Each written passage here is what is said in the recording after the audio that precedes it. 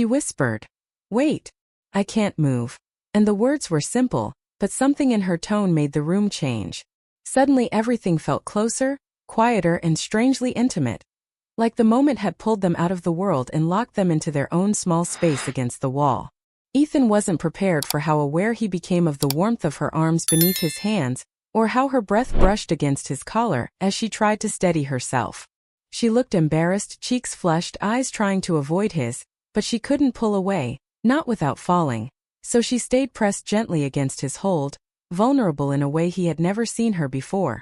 He kept reassuring her, telling her she was okay, and though she nodded, he could feel the tension in her body, the mix of pain and the anxiety of being caught in such an unexpectedly close moment. She whispered that she didn't want to trouble him, that she didn't like being a burden, but he told her again and again that she wasn't, that he was glad he'd been there to catch her.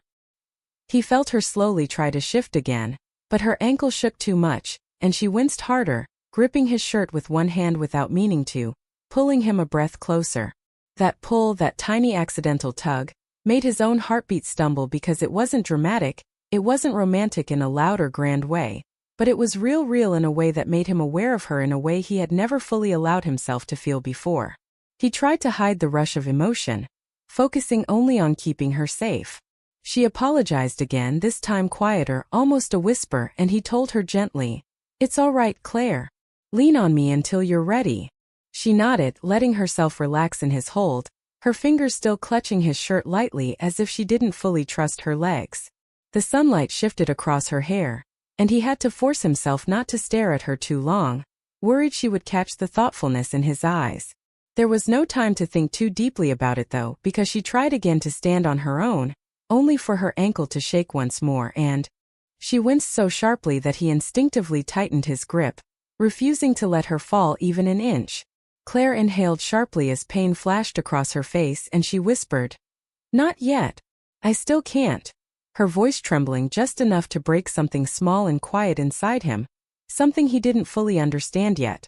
Trapped in that moment with her leaning on him, their breaths close, the world seemed to slow and Ethan became aware of every tiny detail, the warmth of her shoulder against his chest, the faint scent of vanilla and laundry detergent in her hair, the softness of her breath brushing his neck as she tried to steady herself, the trembling in her hand that still held onto him for support. She wasn't dramatic, she wasn't helpless. She was simply human in a way he had never seen her, and the closeness of it wrapped tightly around his chest. He told her they should move slowly, that he could help her to the sofa if she wanted, and she nodded again, trusting him completely. He guided her carefully, step by step, his hand still steady on her back, hers still gripping his arm, and that small connection felt heavier than he expected, like something he didn't want to let go of too soon. Every step she took sent a tiny tremor through her, and every time she flinched, he paused and waited patiently, talking to her softly to keep her calm. She told him she hated moments like this, hated feeling weak, and he shook his head, telling her she wasn't weak at all, that anyone could twist an ankle. She laughed lightly at that, though it was a shaky laugh, and thanked him again, her voice warm but strained. When they finally reached the sofa and he helped her sit, she inhaled slowly, the relief in her expression clear. But just as he was about to ask if she needed water or ice, the front door opened, and his grandmother walked back inside, full of cheerful energy, completely unaware of what had just happened. Claire quickly let go of Ethan's arm, smoothing her hair and straightening her blouse, trying to hide the flustered look on her face, while Ethan stepped back, his heartbeat still running faster than it should have. His grandmother rushed over, concerned but calm, and Ethan explained what happened, trying to keep it simple, trying not to reveal how unexpectedly emotional the moment had felt. Claire kept insisting she was fine, but she winced again when she tried to adjust her foot, and Ethan saw it immediately. His grandmother insisted on wrapping Claire's ankle, bringing out a small first aid kit and giving advice the whole time.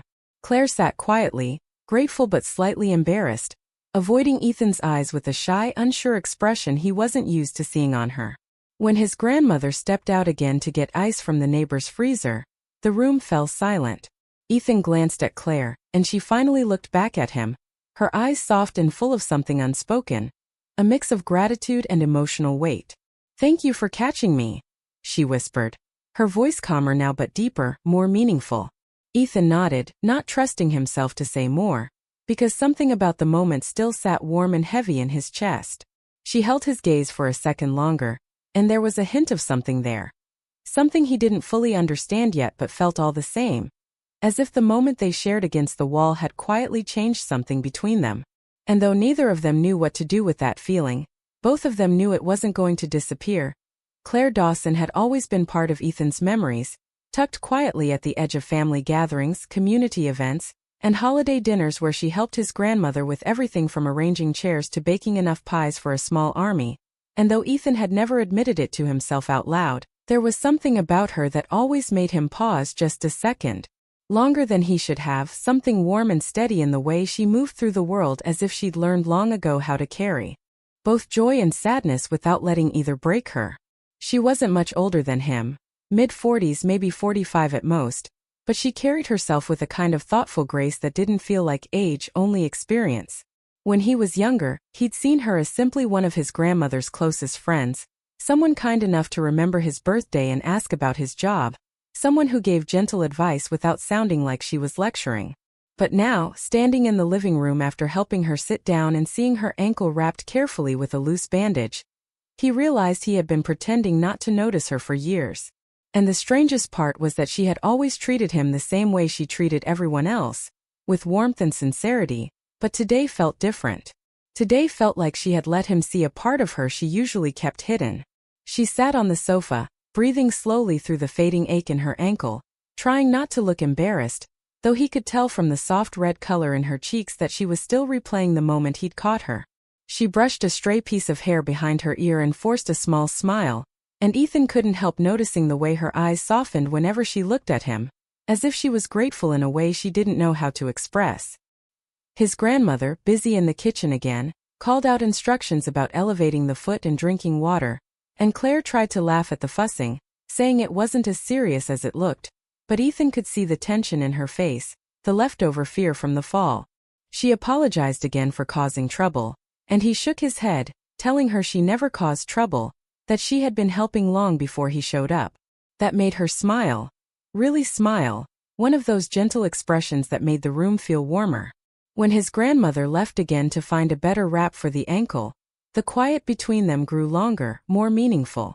Claire looked down at her hands, twisting her fingers lightly as if she was trying to gather her words.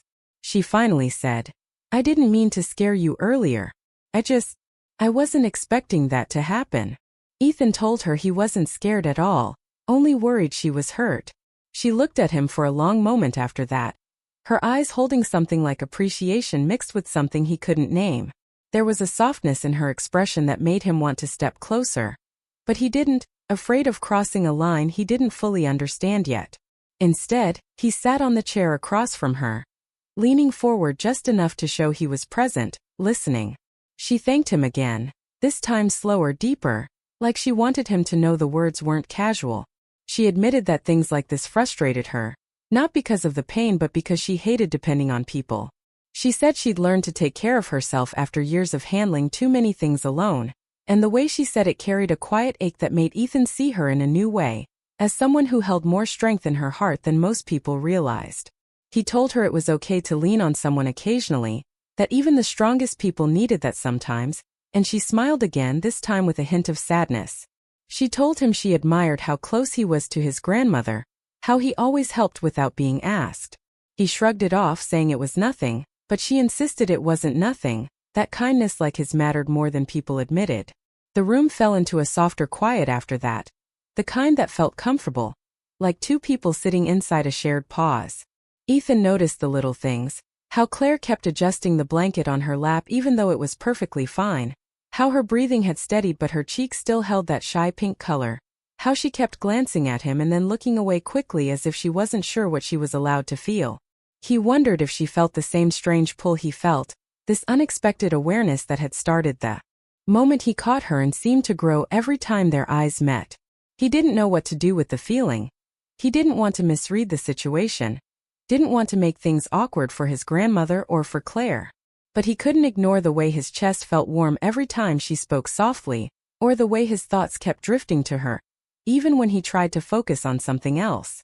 Claire finally broke the silence, telling him she had always thought he would move far away one day, maybe to a big city like Seattle or Chicago, and she sounded surprised he still lived nearby.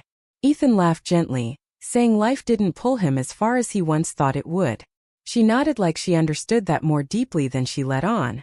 She admitted that the town felt like home to her because of people like his grandmother, people who made life feel steady. She hesitated before adding, and people like you, her voice barely above a whisper. Ethan felt something shift inside him at those words, something subtle but undeniable. He wanted to ask what she meant, but she looked down quickly, almost shy, and he didn't want to push her. Instead, he reached out to adjust the pillow under her injured foot, and when his hand brushed hers accidentally, she froze for half a second, not in fear, but in something like surprise, and then she relaxed, offering a small, grateful smile that made his heartbeat stumble all over again. His grandmother returned a moment later with a better wrap and a lecture about resting for the rest of the day, and Claire listened politely, nodding while Ethan sat beside them, trying to steady the thoughts rushing through his head.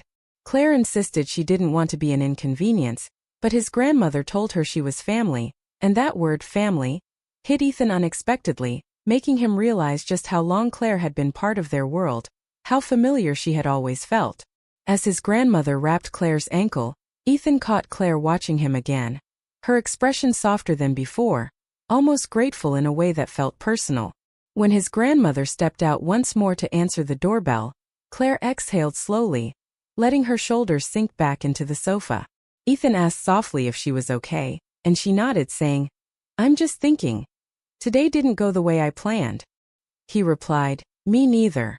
And something in the way he said it made her look at him with a deeper kind of understanding. She whispered that moments like these made life feel strange. How something small could change the rhythm of a day. How closeness could arrive without warning. Ethan didn't know how to answer without revealing too much, so he just nodded, hoping she could see what he couldn't say out loud. The last quiet pause between them stretched long and warm, filled with unspoken thoughts and hesitant hope, and though they didn't touch, the connection felt strong enough to bridge the distance. Claire finally looked away when his grandmother called for Ethan from the kitchen, but before he stood up, Claire spoke softly, almost too softly. "Thank you again for being there." And when he met her eyes, he knew the moment they shared earlier wasn't going to disappear from either of their memories.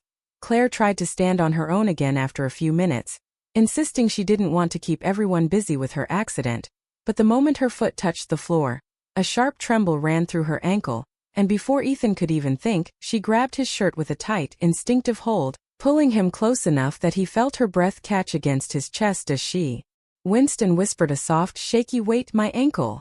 And he immediately stepped in, steadying her again, guiding her carefully back toward the wall so she wouldn't lose her balance. Claire looked embarrassed, her cheeks warm, her voice low as she apologized for the 10th time, but Ethan shook his head gently, telling her she didn't need to be sorry, telling her he didn't mind helping her, telling her she could lean on him until she felt steady.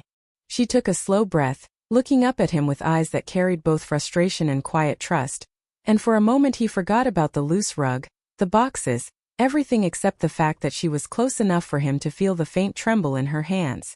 Her fingers stayed curled in his shirt longer than she meant to, and when she realized, she let go quickly, whispering another apology, but he only smiled, trying to ease her worry. She tried again to stand straighter, but her ankle reacted with a sudden jolt of pain, making her lean into him without thinking, and he caught her again, firmer this time, making sure she didn't fall. The brief closeness made time slow, her heartbeat brushing against his arm, her breath warming the side of his neck, the soft scent of vanilla and winter air clinging to her hair as she steadied herself against him. She whispered, "I'm really not usually this clumsy," trying to lighten the moment, but her voice wavered with a mix of pain and something deeper she wasn't ready to name, and Ethan felt something inside him soften, an instinctive protectiveness he didn't expect. He told her it wasn't clumsy at all, that anyone could have stepped wrong, that he was glad he was there to catch her. She laughed a tiny, shy laugh at that, but her hand slid to his arm for support once more as she breathed through the discomfort. He guided her slowly toward the nearest chair, moving carefully so she didn't feel rushed or pressured, watching every flinch, every breath, making sure she felt safe. Claire leaned on him as they moved, the grip of her hand steadying itself around his arm, her steps small and measured, her eyes sticking to the floor as if she didn't trust her legs but trusted him completely. When they reached the chair, she hesitated before sitting, as if she didn't want the moment to end, as if there was something comforting about being held by someone she didn't usually allow herself to rely on. She looked up at him with an expression full of quiet gratitude and something more fragile, something she might never have shown if life hadn't forced her into his arms. Ethan lowered her gently into the chair, adjusting the cushion so her ankle wouldn't be strained, and she let out a slow breath, her shoulders relaxing for the first time since the fall. But just as he moved to step back, she gripped his wrist lightly, stopping him, her eyes flicking up to his with a soft urgency that surprised them both. "Ethan, thank you," she said again. But this time her voice was deeper, more vulnerable, carrying emotion she had been holding back all day. He nodded, unable to find the right words, and for a second they simply looked at each other. Really looked. Long enough for the room to take on a soft, private stillness. The moment felt fragile, like it could break if either of them breathed too deeply, and yet comforting enough that neither wanted to move.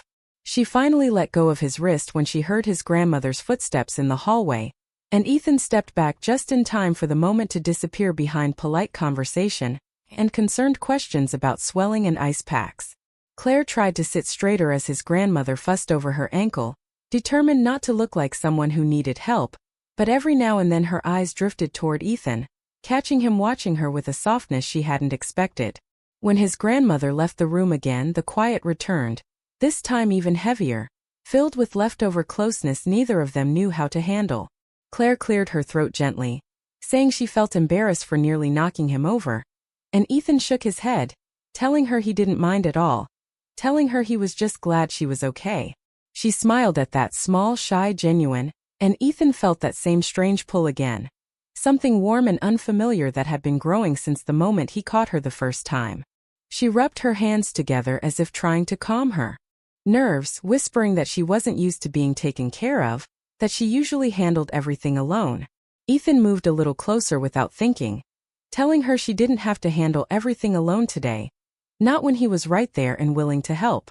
Her eyes softened in a way that made her look younger, almost hopeful, and she nodded slowly, letting his words settle into the space between them.